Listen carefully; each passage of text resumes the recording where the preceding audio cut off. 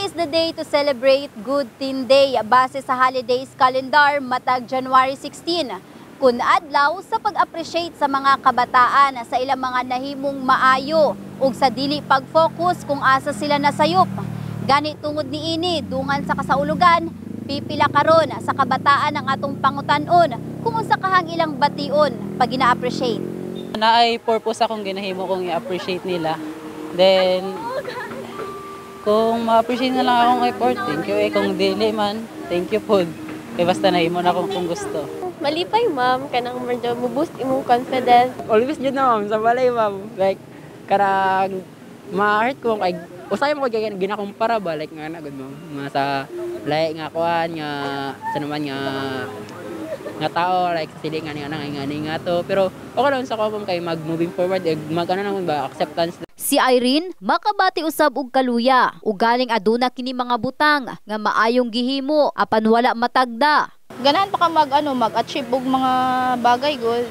Bisag mga small lang kay kabalo ka na ay ga-support sa imo ha. Kita dili ganahan i-appreciate bisag bisag gagmay lang na like bisag gamay lang i-appreciate imong ginabuhat pero wala mo gud ko kapila nang i-appreciate good ma'am. Naay mag-appreciate sa kung ginahimo kay yeah, small things man good ma'am kay ginadako maguna ko good kay asa sa ko kay makabusyag ka ng confidence ma'am ba nga mag-step forward pa ko sa another na kong himuon kay di appreciate man niya bisag katulang. Mao nga ang ginikanan nga si Manuel Berdera. Bisan pa man nga pamilyado na ang iyang mga bata, kanunay gihapon niini nga ginapabati nga gina-appreciate niini ang mga maayong butang nga nahimo sa iyang mga anak. Tudloan sang maayo nila nga pamatasan, ginatudloan sang maayo nga ay nang maayo nga pag-eskwela nga para makatapos sila.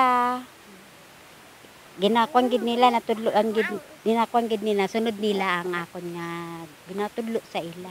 Kay kung unsa matud pa ang imong ginapabati kanila, mausab ang ilang ipabati sa uban. Samtang ang sangguniang kabataan kun SK chairperson nga si Jalo, ang pag-appreciate matud pa usa ka dakong butang ug dakong tabang sa paglambo sa kabataan. Ilabi na sa panahon karon nga dili pareha kaniadto ang ilang mga naandan asa pagulagway pa niini. Mas emosyonal ang mga kabataan sa karon. Always ilang mga mali na ginahimo, syempre sila pod mag-focus po dito and isipon nila nga tanan ilang ginabuhat sa ilang life mali no sa puno siya sa among mga advocacy nga tabangan natong mga youth especially sa ilang mental health nga mas ma-empower pa sila na dili kaayo sila mag-focus because a Good Teen Day gina-celebrate nato ang life no that the life as it is na there are good things natong mabuhat, there are bad things natong mabuhat. Ug mensahe pa sa maong opisyal. Okay lang na magkamali and mas better nga maging tama. Magkamali man ta, okay lang na, pero dili na to siya i-normalize.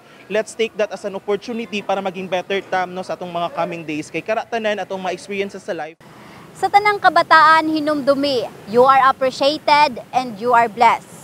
In the heart of changing lives, kini si Russell Jean Mantile sa Brigada News Jensen, Brigada News.